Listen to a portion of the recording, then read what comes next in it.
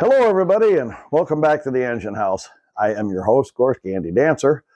It's the end of September. The fall leaves are just about at peak, if not already at peak. I absolutely love fall. It's my favorite time of the year.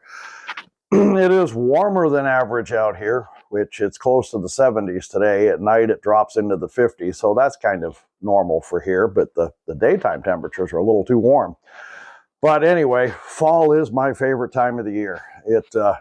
It's over way too soon. Fall color hits, then it falls, and then we have bare trees, and then, of course, winter, which, I don't know anybody, unless you're a skier or a snowmobiler, and I've done the snowmobile thing for years. I don't do that anymore.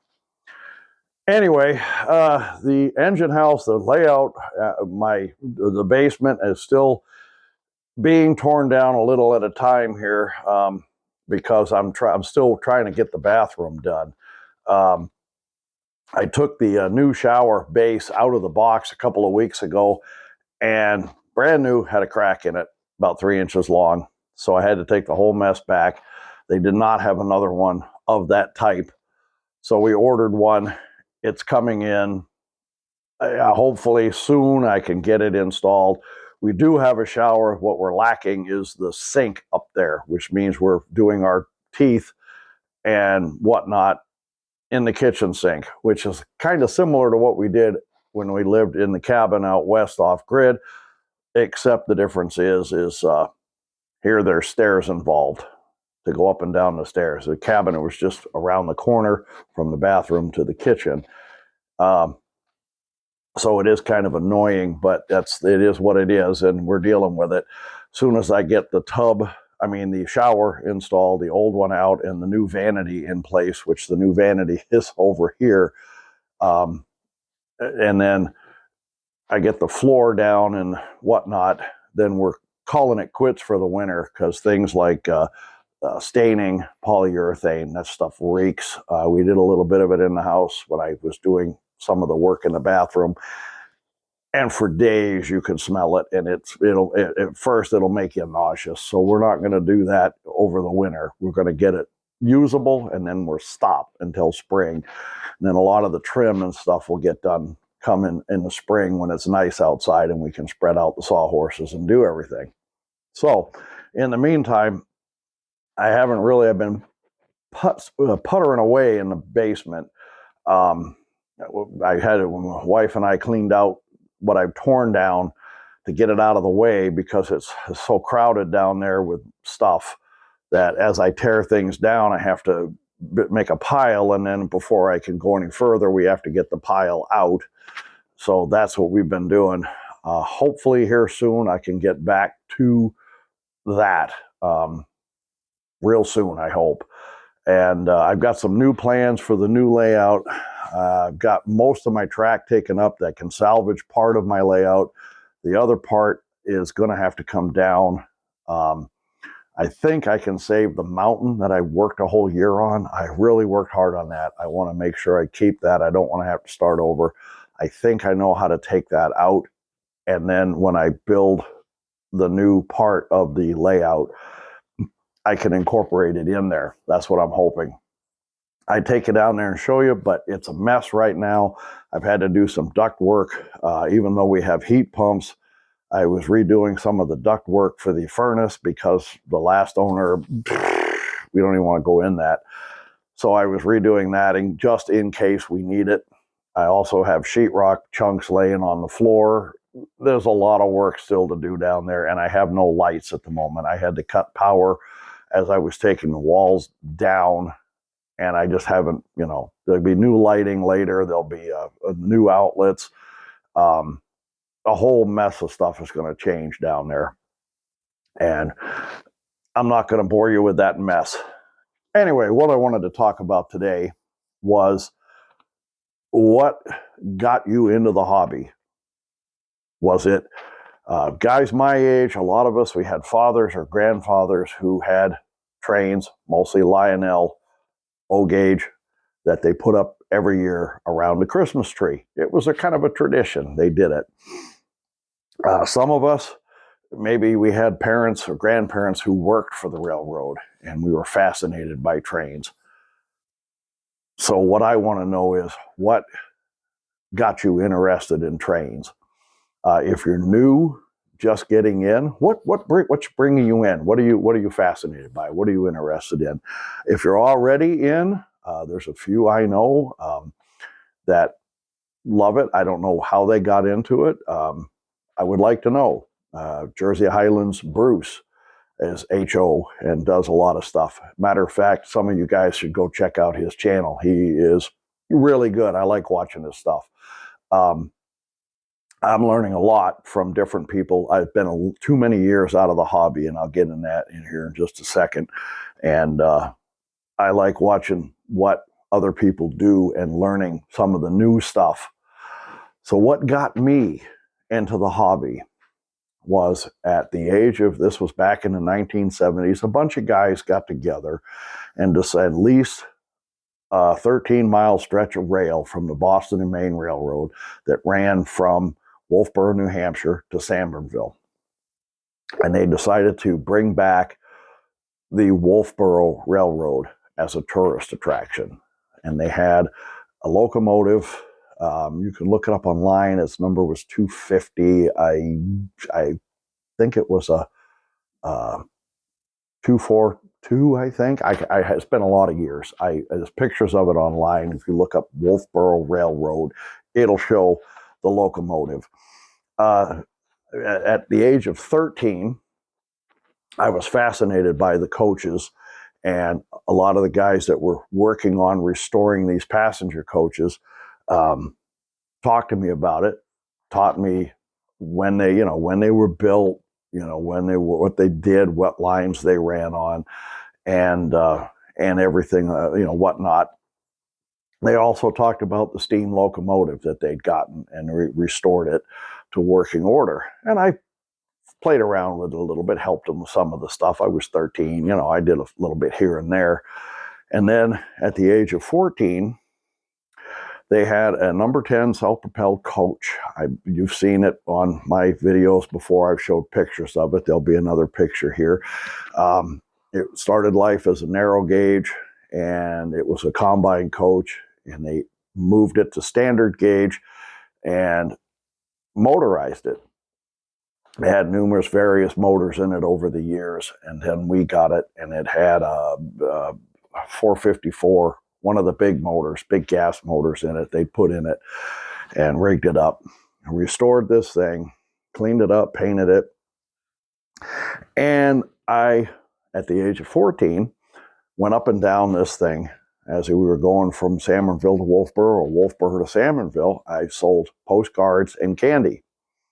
And that gave me my love. Working on the steam locomotive and the coaches to start with brought me into the hobby. I found I love the old steam engine. I love being around it when they're sitting still and they're the steam and they're just sitting there. They almost feel alive. Okay, you just loved it. Loved working on the number 10 coach. In those days, and the conductor would talk about the history of the coach, and of course, with me being there, I learned the complete history of this thing. I could recite it. That's a lot of years since I was 14. I forgot most of its history, but it still stays with me. The picture that I've shown, and it'll be here too, up in a corner or somewhere, that's me at the age of 14 on the Sanbornville end. My mother had a gift shop right in a building right next to the tracks, and she sold tickets for the Wolfeboro Railroad. And she took a picture of me in my coveralls, my hat, and my little pouch that I took the money for the postcards and the candy for. And I had the most fun in my life doing that for that summer. And the very next summer, at the age of 15, because they couldn't find somebody else to do it, you had supposed to be 18 to do the fire patrol. They couldn't get anybody to do it. It was kind of a part-time thing. If it wasn't raining, they didn't need you. So it was kind of one of those deals where you worked when it was dry. If it was wet, too wet, had been raining, you didn't work.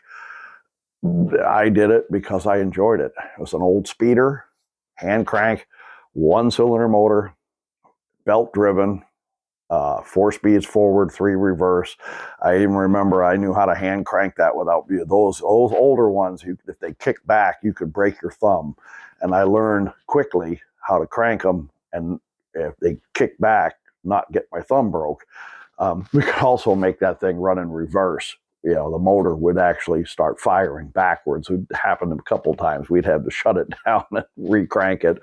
But I could crank that, fire it up, and it was all open, didn't have a cab or anything. It was open, had a couple of Indian water tanks that you put on your back. They were full of water, one on either side.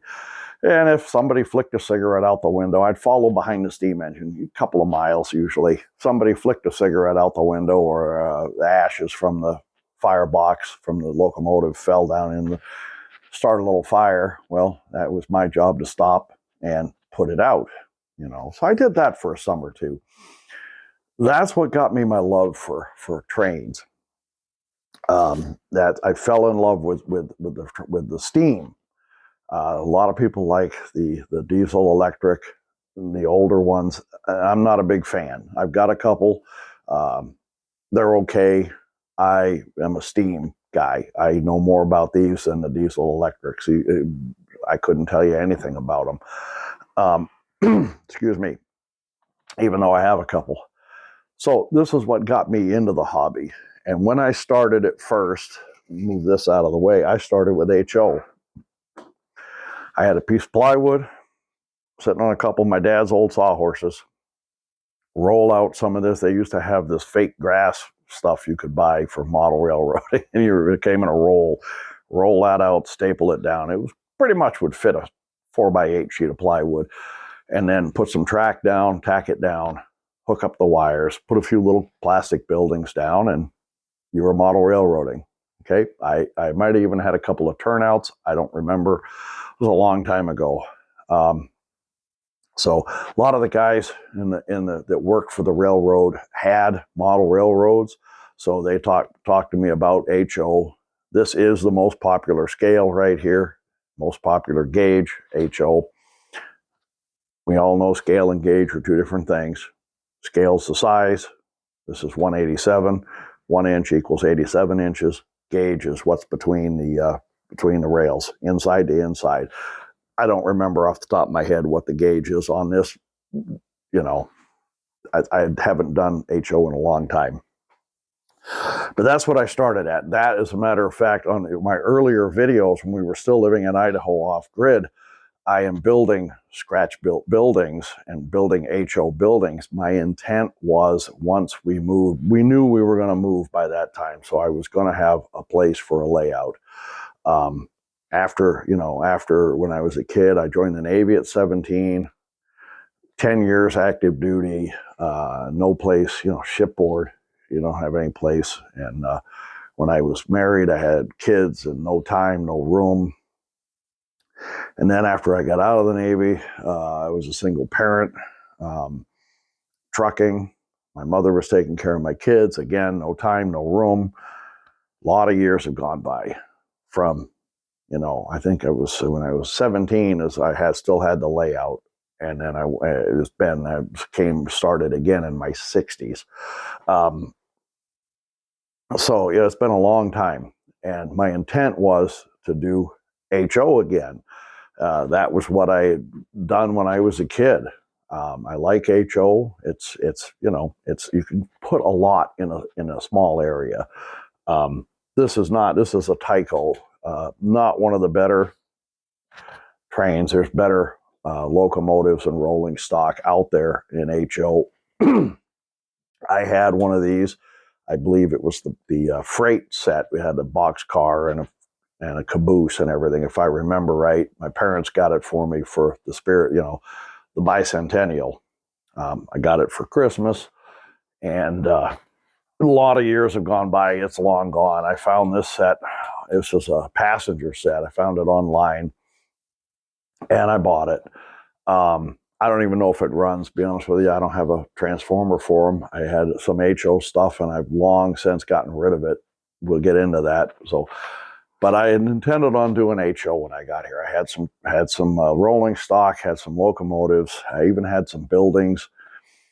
And one of the things that's turned me from HO to O, which is this one right over here, was this exact locomotive. Let me move this out of the way. We'll get into this bad boy in a minute. My wife's dad, his father, when he was a boy, come home from World War II. And this happened probably a lot after the men coming home from the war, bought his young son a model train. Maybe even bought it for himself. If any of you guys are familiar military, you know, PTSD is a thing. You do stuff to make yourself happy. You do stuff to make your family happy. Guys are coming back from a war. They're trying to concentrate now on a family. So this was the 1946 Hudson Dreyfuss locomotive that was given to my wife's dad. I don't know if you heard that. We have a yard over here and the diesel is honking, blowing its horn over here. Anyway, it was given to my wife's dad in 1946.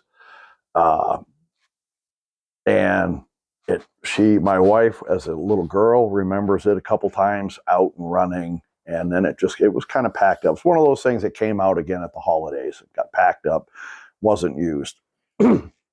So my wife had presented it to me soon after we got together.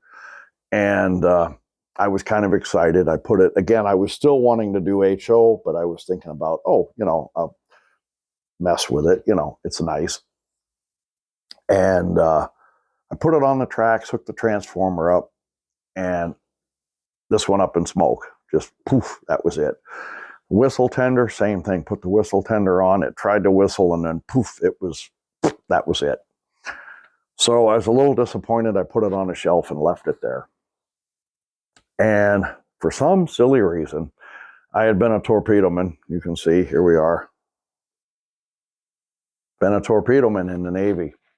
Technician, worked on the insides of them. Okay, I thought, you know what? A couple of years had gone by. This thing had been sitting on a shelf. Thought, you know what? I bet I can make that run. So I bought another one online that was not running. It was a Prairie Special. I think it's a 1666 Prairie Special Lionel with a whistle tender that was not running. It's what they said on eBay. Bought it.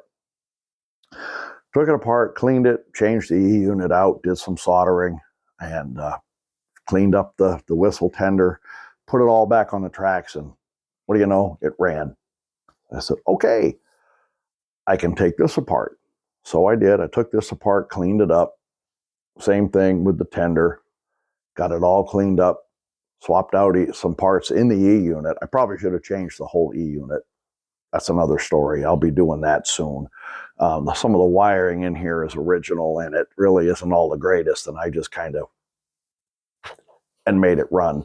It's having some issues, so it's going to get a brand new E unit with wires, so a brand new rebuilt. But anyway, she gave that to me, and I got it to run. And I was really, really happy with that. And I thought, you know what? I looked at it, and I just kind of fell in love with it. So I decided, because now here I have this Prairie Special that's running, and I have this thing that's running, I thought, you know what? I think I want to do O instead of HO. So I kind of fell down a rabbit hole of O.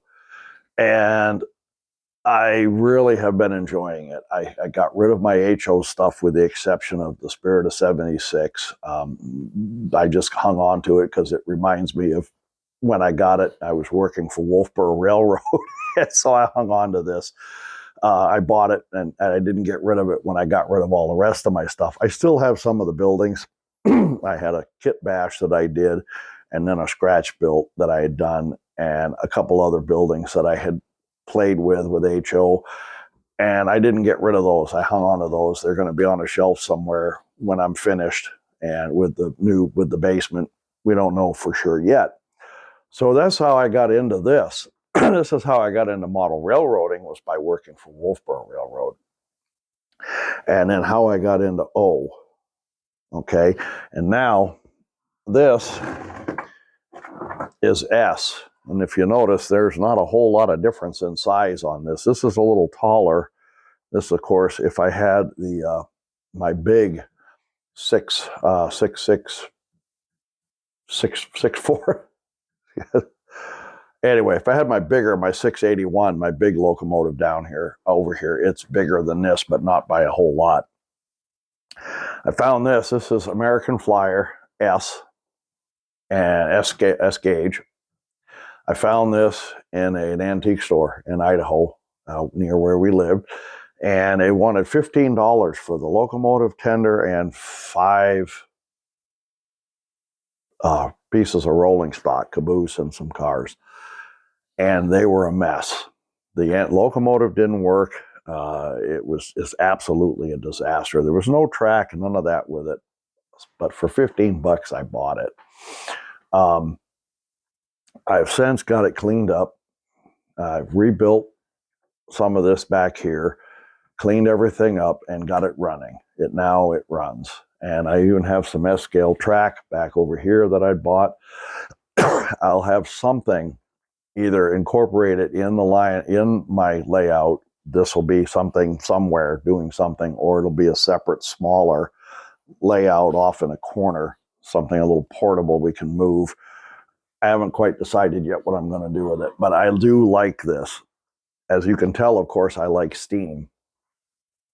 This is my grandson's. This is G. I have the most popular scales here with the exception of N. N is not here. They have bigger. I follow a guy, his YouTube channel is War Bonds. He does 1-inch scale. He's doing a diesel electric right now that's absolutely huge. I don't know how he has the patience for it. He must have also, he's an engineer on a rail line. I forgot which one off the top of my head. He works on this stuff on his days off. I'm assuming that's when he has the time. He also must be a machinist and a welder or something, because this stuff is beautiful that he's putting together. I don't know if I'd have the patience for that. It's all scratch built, best I can tell. So I follow him. He does this 1-inch scale, which again is absolutely huge. Jersey Highlands Bruce, HO. Jason Jensen Trains, HO. Markland of Sweden. In Europe, it's OO. And Doug Foss scale models, he does HO as well.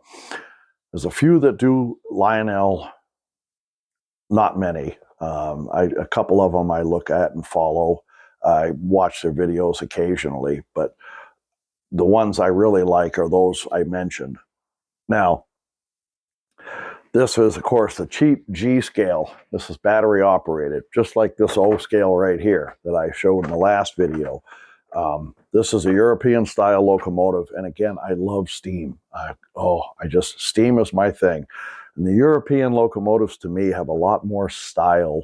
Not to say that ours don't. I mean, if you look at this is a nice locomotive. I mean, these have some style. These are workhorses though. These things crossed the country. They were workhorses. That's what they were. Europe isn't, England isn't that big. Europe's pretty small. They have put a little more, it almost seems like they put a little more style into their locomotives. And of course, they didn't haul the heavy and the long that we do in this country. I mean, my God, you can go from Scotland to England in just a couple hours. You don't need a train that's, miles long and huge engines to pull this stuff. And they don't have the mountain ranges that we have that a lot of these big locomotives have to go over. So a lot of our steam is built for work. It is good looking. Don't get me wrong. I do love steam engines, but it seems that a lot of the European locomotives have a little more flair than the U.S. ones. So I kind of really like those too, but I am a steam guy, so I do love steam. Anyway, this is battery powered, as is this. This is G scale, and these are mostly garden railroads. The real ones, the metal track with the transformers. I'm sure some of you have seen them, And you need a lot of space. You couldn't do this in a basement, really, unless you have a small layout in a basement, maybe. I've actually seen somebody with a small 4x8 sheet of plywood and some G-scale stuff on it. And, Lord, I don't, it's very small. The bulk of their layout was HO. They just had this thing kind of stuck in a corner. So, do you like G? If you've got room to do something in a yard, G is a good scale. O, if you got room, I have a basement. I don't have a whole lot I can do more with HO than I can with O. S, again, it's almost the same size. It's kind of, you need space, you need room. It's not that bad. It depends on what you're doing. So if you're into, and I brought this out, this is, again, to show, this is a little battery powered. This is a toy train in a tin. Comes with a locomotive, tender, a boxcar, a caboose, and track. Put a battery in it, put the track together, running around the track. I had it running at one of the craft fairs I've been at selling my books. Had it running around for a while. Your model railroading, even with something like that, doesn't matter if it's this, these, this, or this. If you've got track and you're messing with it, it's model railroading. So, don't let anybody tell you different, okay? The whole point of the hobby is to have fun, do what you can afford, have fun with it, So what got you into the hobby? If you're not in it yet, what are you looking at? What's bringing you into the hobby? What scale, gauge are you interested in? Let me know. Leave me a comment down there. Model railroading can be a world of fun. It can be a lot of fun. It can also be very aggravating, but I find it's very relaxing at times to do this. So, let me know what you like, what brought you in, what you're interested in, and leave me a comment down there. Anyway, hopefully here soon, I'll be down there in the basement filming the new building of the layout. Once I get the section torn down that I have to take down and the walls finished and new lighting, there's going to be lighting in the rafters, 6 or 8 recessed lights that I'm going to put in down there that are LEDs that are a whole lot brighter than what I had down there, and they give me a lot more light to see by. And I'll be wiring those in. So once I can get started on that and I get better area to work, I'll be filming some down there to show you what I'm doing on the new layout. Anyway, I hope you enjoyed. Hit the like button, hit the subscribe button, leave me a comment. I always love comments, and I'm willing to talk to anybody, whatever you got, whatever you're doing. If you got some advice, always up for that too, And I hope you enjoyed the video. And that's pretty much it for today. And bye for now.